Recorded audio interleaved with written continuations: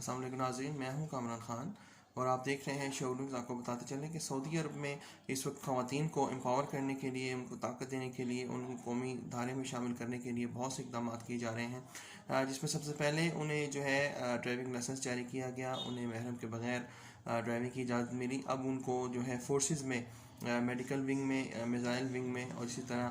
جو ہے ایڈمنسٹریشن میں شامل کرنے کے لیے جو ہے درخواست دینے کی اجازت دی گئی ہے۔ سرکاری ملازمین جو خواتین ہیں جو پہلے سے کوئی جاب کر رہی ہیں وہ اس میں اپلائی نہیں کر سکیں گی،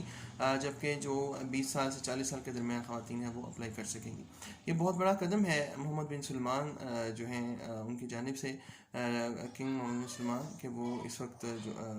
جو ہیں ولی عہد محمد بن سلمان جو ہیں کہ انہوں نے یہ گائیڈ لائنز جو ہیں